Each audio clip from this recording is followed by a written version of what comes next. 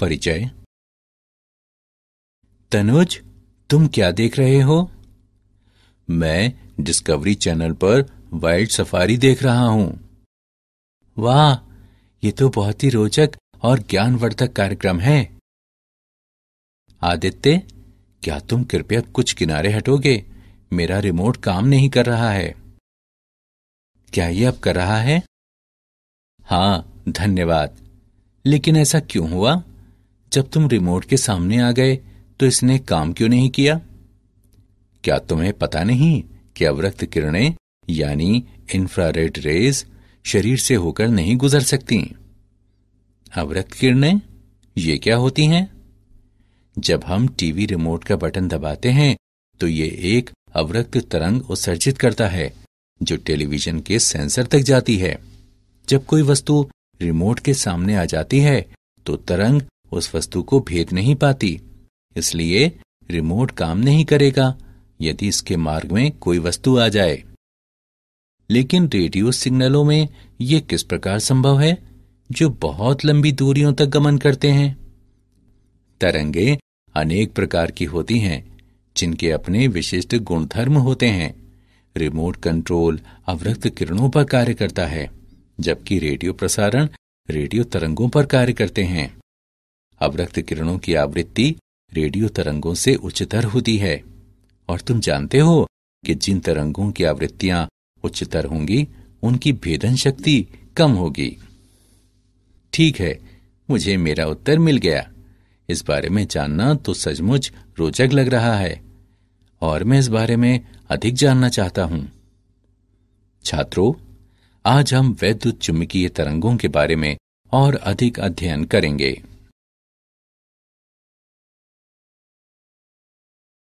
उद्देश्य। इस पाठ के अंत में आप निम्न करने में सक्षम हो जाएंगे: विस्थापन धारा को परिभाषित करना, मैक्सवेल के समीकरण को जानना, वैद्युत चुंबकीय तरंगों को परिभाषित करना, हर्ट्ज के प्रयोगों का वर्णन करना, वैद्युत चुंबकीय तरंगों की प्रकृति का वर्णन करना और वैद्युत चुंबकीय स्पेक्ट्रम का विश्लेषण करना।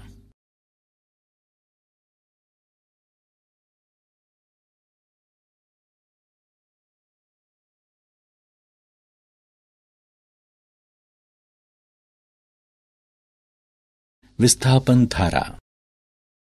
समय के साथ विद्युत फ्लक्स के परिवर्तन के कारण विद्युत परिपथ के कुछ भाग के माध्यम से प्रवाहित होने वाली धारा विस्थापन धारा कहलाती है। एक संधारित्र पर विचार करें जिसे धारा I को नियतांक रखते हुए आवेशित किया गया है। एम्पियर के नियम के अनुसार वक्र C के परितः B का रेखा समाकल C से आबद्ध पृष्ठ के माध्यम से प्रवाहित धारा I के म्यू नॉट गुने होने चाहिए। इसका आशय है कि पृष्ठ S1 के लिए B डॉट dl का समवृत्त समाकल बराबर म्यू नॉट I, लेकिन पृष्ठ S2 के लिए जिसके माध्यम से धारा प्रवाहित नहीं होती है, B डॉट dl का समवृत्त समाकल बराबर 0। इसका अर्थ है कि यहाँ एक विसंगति है। संधारित्र प्लेटों के बीच में अचालक में परिवर्तनशील विद्युत क्षेत्र से संबद्ध धारा अवश्य होनी चाहिए। प्लेटों पर आवेश परिवर्तन की दर ε0d/dt ऑफ EA, जो ε0d phi E/dt है। अतः विस्थापन धारा निम्न होगी: ID बराबर ε0d phi E/dt। पृष्ठ S2 के माध्यम से विस्थापन धारा का परिमाण पृष्ठ S1 के माध्यम से चालन धारा के परिमाण के समान होगा।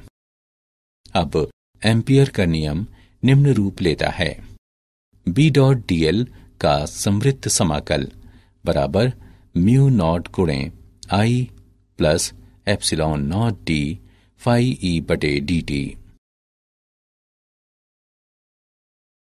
मैक्सवेल का समीकरण। मैक्सवेल के समीकरण कहलाने वाले निम्न 4 समीकरण वैद्युत चुंबकत्व के मूलभूत समीकरण कहलाते हैं। 1. विद्युत संबंधी गाउस नियम। E डॉट dA का संवृत्त समाकल बराबर Q बटे एप्सिलॉन नॉट। 2. चुंबकत्व संबंधी गाउस नियम। B डॉट dA का संवृत्त समाकल बराबर 0। 3. फैराडे का नियम। E डॉट dl का संवृत्त समाकल बराबर -d फाई B बटे dt। 4. एम्पियर मैक्सवेल नियम। B डॉट dl का संवृत्त समाकल बराबर mu naught IC plus mu naught epsilon naught d phi E बटे dt।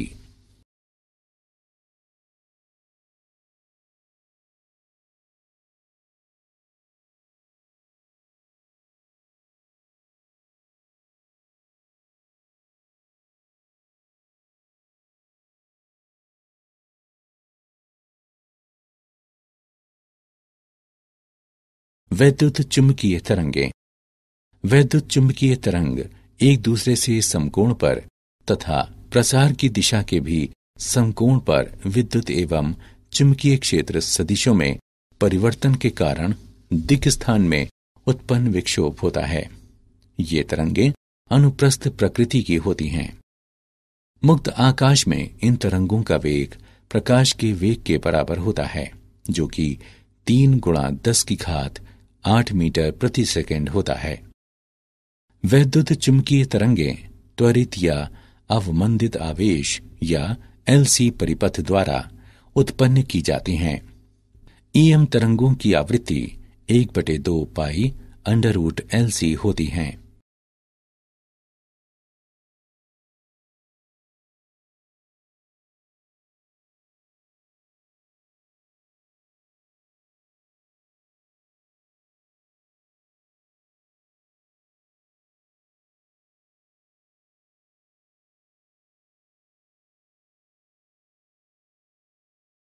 उदाहरण। आइए वैद्युत चुंबकीय तरंगों का एक उदाहरण देखें। एक समतल वैद्युत चुंबकीय तरंग में विद्युत क्षेत्र 2 गुणे 10⁻10 हर्ट्ज की आवृत्ति तथा 48 वोल्ट प्रति मीटर के आयाम से ज्यावक्रीय दोलन करता है।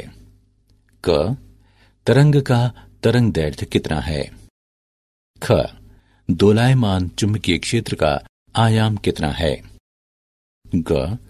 चुंबकीय क्षेत्र के औसत ऊर्जा घनत्व के समतुल्य विद्युत क्षेत्र का औसत ऊर्जा घनत्व दिखाएं।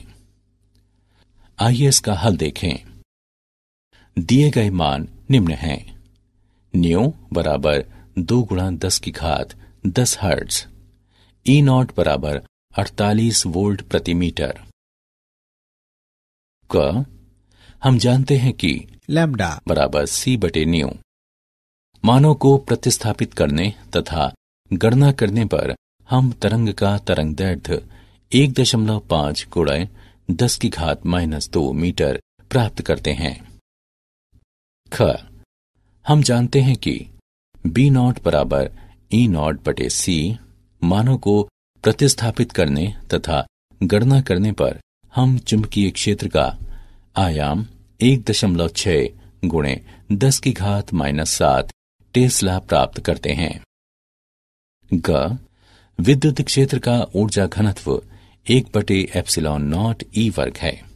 चुंबकीय क्षेत्र का ऊर्जा घनत्व 1/2 म्यू नॉट B वर्ग है। हम जानते हैं कि E बराबर CB तथा C बराबर 1/√μ नॉट एप्सिलॉन नॉट। उपरोक्त दोनों समीकरणों को हल करने पर हम विद्युत क्षेत्र का औसत ऊर्जा घनत्व चुंबकीय क्षेत्र के औसत ऊर्जा घनत्व के समतुल्य प्राप्त करते हैं।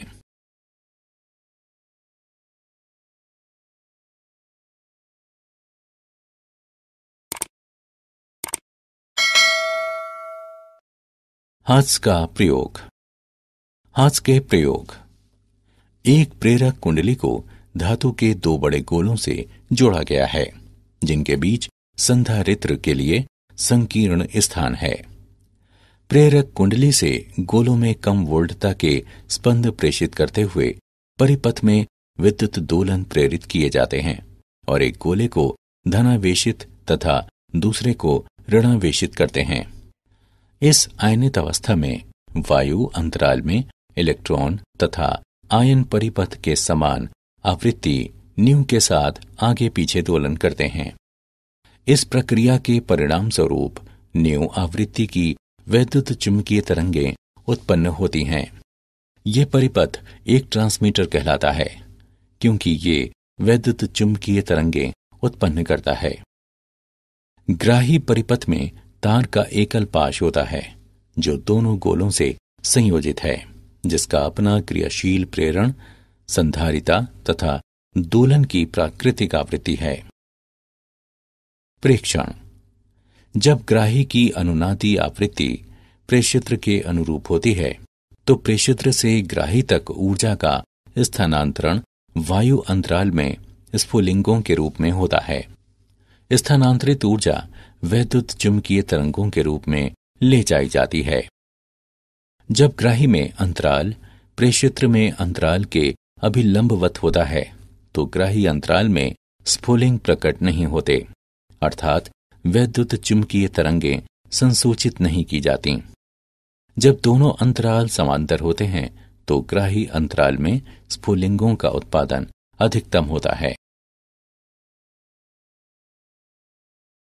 वैद्युत चुंबकीय तरंगों की प्रकृति: वैद्युत चुंबकीय तरंगें उदासीन होती हैं, इसलिए ये विद्युत तथा चुंबकीय क्षेत्रों द्वारा विक्षेपित नहीं होती।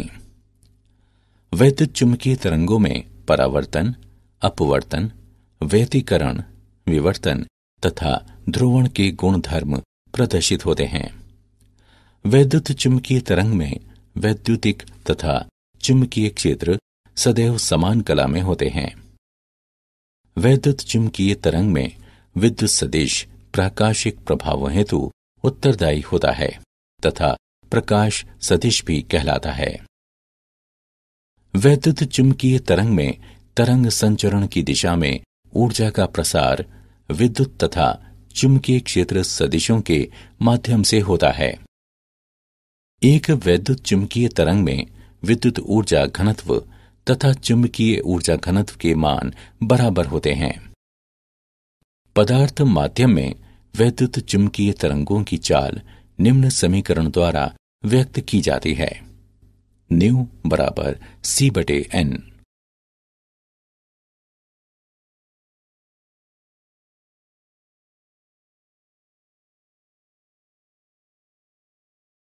वैद्युत चुंबकीय स्पेक्ट्रम: वैद्युत चुंबकीय तरंगों का वर्गीकरण वैद्युत चुंबकीय स्पेक्ट्रम की आवृत्ति के अनुसार किया जाता है।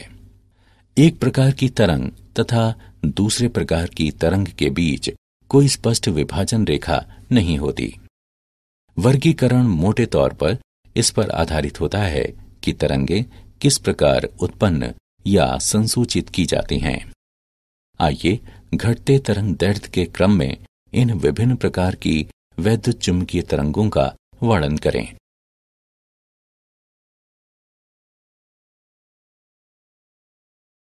रेडियो तरंगें: निम्नतर आवृत्ति की रेडियो तरंगें विद्युत दोलक परिपथों के उपयोग द्वारा सामान्यतः चालक तारों में आवेशों की त्वरित गति से उत्पन्न होती हैं। ये रेडियो तथा टेलीविजन संचार प्रणालियों में उपयोग की जाती हैं। इनकी आवृत्ति परास सामान्यतः 500 किलोहर्ट्ज से लगभग 1000 मेगाहर्ट्ज तक होती है। सेलुलर फोनों में अत्युच्च आवृत्ति बैंड की रेडियो तरंगों का उपयोग करके ध्वनि संदेशों का आदान प्रदान किया जाता है। सूक्ष्म तरंगें: सूक्ष्म तरंगों की आवृत्ति 3 गीगाहर्ट्ज से लेकर 300 गीगाहर्ट्ज परास तक की होती हैं, जिन्हें विशेष प्रकार की निर्वात नलिकाओं जैसे कि क्लाइस्ट्रॉन, मैग्नेट्रॉन और गन डायोड से उत्पन्न किया जाता है। उच्च आवृत्ति या लघु तरंग दैर्ध्य के कारण ये प्रतिरक्षा एवं विमान संचालन में रडार प्रणालियों के लिए उपयोगी होती हैं। माइक्रोवेव अवन सूक्ष्म तरंगों का घरेलू अनुप्रयोग है।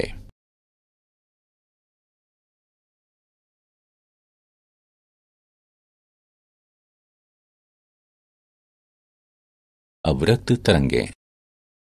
इनका तरंग दैर्ध्य 10 की घात -3 मीटर से लेकर 7.8 गुणे 10 की घात -7 मीटर तक होता है।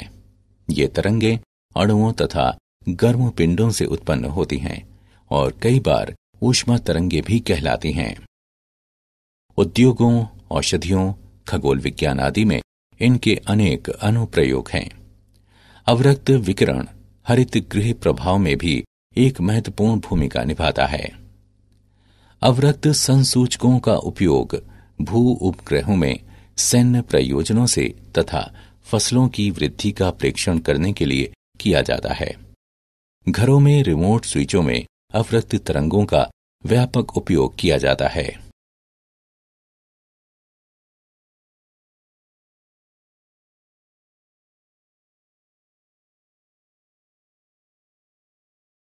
दृश्य तरंगें। ये ऐसी तरंग दैर्ध्य वाला संकीर्ण बैंड होता है जिसके प्रति हमारे रेटिना संवेदनशील होते हैं। इसकी परास लगभग 4 गुणे 10 की घात 14 हर्ट्ज से लगभग 7 गुणे 10 की घात 14 हर्ट्ज तक होती है। परमाणुओं और अणुओं के घटकों, विशेष रूप से इलेक्ट्रॉनों की गतियों में आंतरिक समायोजन के परिणाम स्वरूप उनके द्वारा प्रकाश उत्पन्न किया जाता है। प्रकाश द्वारा नेत्र पर उत्पन्न होने वाले विभिन्न संवेद रंग कहलाते हैं, जो वैद्युत चुंबकीय तरंगों की आवृत्ति या तरंग दैर्ध्य पर निर्भर होते हैं। विभिन्न जंतु विभिन्न परास के तरंग दैर्ध्य के प्रति संवेदी होते हैं। पराबैंगनी किरणें। इसमें 400 नैनोमीटर से लेकर लगभग 0.6 नैनोमीटर तक की तरंगें आती हैं। ये तरंगें परमाणुओं एवं अणुओं द्वारा वैद्युतिक विसर्जनों में उत्पन्न की जाती हैं। सूर्य पराबैंगनी विकिरण का एक अत्यंत शक्तिशाली स्रोत है और धूप ताम्रता के लिए यही कारक मुख्यतः उत्तरदायी है, लेकिन इसका अधिकांश भाग ओजोन परत द्वारा अवशोषित कर लिया जाता है। बड़ी मात्राओं में पराबैंगनी प्रकाश मानवों पर नुकसानदेह प्रभाव डालता है। वेल्डिंग आर्क द्वारा बड़ी मात्रा में पराबैंगनी विकिरण उत्पन्न होता है, जिससे अपनी आंखों को सुरक्षित रखने के लिए वेल्डर विशेष कांच के बने चश्मे पहनते हैं। यूवी किरणों का उपयोग नेत्र सर्जरी में किया जाता है तथा यूवी लैंप जल शोधकों में कीटाणुओं को मारने के लिए उपयोग किए जाते हैं। एक्स किरणें। एक्स किरणों का तरंग दैर्ध्य लगभग 10 नैनोमीटर से लेकर 10 की घात -4 नैनोमीटर तक होता है। एक्स किरणें किसी धात्विक लक्ष्य पर उच्च ऊर्जा वाले इलेक्ट्रॉनों की बौछार कराते हुए उत्पन्न की जा सकती हैं। एक्स किरणें जिन पदार्थों से गुजरती हैं उन्हें वियोजित या आयनित करते हुए उसके परमाणुओं और अणुओं को प्रभावित करती हैं। एक्स किरणें चिकित्सीय अनुप्रयोगों जैसे कि चिकित्सा में नैदानिक उपकरणों तथा कुछ प्रकार के कैंसरों के उपचार में उपयोग की जाती हैं। गामा किरणें। ये वैद्युत चुंबकीय तरंगें नाभिकीय अभिक्रियाओं से उत्पन्न होती हैं। गामा किरणें वैद्युत चुंबकीय स्पेक्ट्रम की ऊपरी आवृत्ति परास में आती हैं और इनका तरंग दैर्ध्य लगभग 10 की घात -10 मीटर से लेकर 10 की घात -14 मीटर तक होता है। गामा किरणें अनेक रेडियोधर्मी पदार्थों द्वारा उत्पन्न की जाती हैं और नाभिकीय रिएक्टरों में बड़ी मात्राओं में उपस्थित रहती हैं। ये विकिरण रेडियोधर्मी नाभिकों द्वारा भी उत्सर्जित किए जाते हैं। चिकित्सा में कैंसर कोशिकाओं को नष्ट करने के लिए इनका उपयोग किया जाता है। क्या आप जानते हैं, मैक्सवेल ने समय के साथ परिवर्तनशील विद्युत और चुंबकीय क्षेत्रों के बीच संबंध स्थापित किया तथा इसके लिए समीकरणों का सेट प्रस्तावित किया। उन्होंने दिखाया कि प्रकाश एक वैद्युत चुंबकीय तरंग है। उन्होंने रंग दृष्टि का मात्रात्मक सिद्धांत विकसित किया। दीर्घ तरंगों की ऊर्जा लघु तरंगों से कम होती है। अंतरिक्ष से दीर्घ तरंगें पृथ्वी के वायुमंडल में आसानी से प्रवेश कर जाती हैं। पृथ्वी के ऊपर 45 से 250 मील तक विस्तृत आयनमंडल रेडियो तरंगों को परावर्तित कर सकता है। व्यतिकरण प्राप्त रेडियो संकेतों की गुणवत्ता को प्रभावित करके ध्वनि को विकृत कर सकता है या टेलीविजन चित्र को छायाओं में बदल सकता है। सारांश। आइए हमने जो कुछ सीखा है उसे संक्षेप में दोहराएं। समय के साथ विद्युत फ्लक्स के परिवर्तन के कारण विद्युत परिपथ के कुछ भाग के माध्यम से प्रवाहित होने वाली धारा विस्थापन धारा कहलाती है। वैद्युत चुंबकीय तरंग एक दूसरे से समकोण पर तथा प्रसार की दिशा के भी समकोण पर विद्युत एवं चुंबकीय क्षेत्र सदिशों में परिवर्तन के कारण दिक्स्थान में उत्पन्न विक्षोभ होता है। वैद्युत चुंबकीय तरंगों में परावर्तन, अपवर्तन, व्यतिकरण, विवर्तन तथा ध्रुवण के गुणधर्म प्रदर्शित होते हैं। वैद्युत चुंबकीय तरंग में विद्युत ऊर्जा घनत्व तथा चुंबकीय ऊर्जा घनत्व के मान बराबर होते हैं।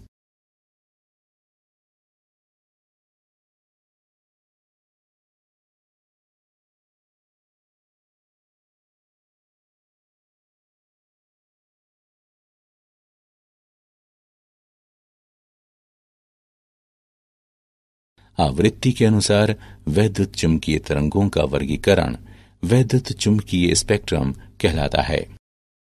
रेडियो तरंगें चालक तारों में आवेशों की त्वरित गति से उत्पन्न होती हैं। दृश्य प्रकाश हमारे आसपास की वस्तुओं से उत्सर्जित या परावर्तित होता है, जो हमें विश्व के बारे में सूचनाएं उपलब्ध कराता है। हमारे नेत्र इस परास के तरंगदैर्ध्य के प्रति संवेदनशील होते हैं। गामा किरणें अनेक रेडियोधर्मी पदार्थों द्वारा उत्पन्न की जाती हैं और रेडियोधर्मी नाभिकों द्वारा भी उत्सर्जित की जाती हैं।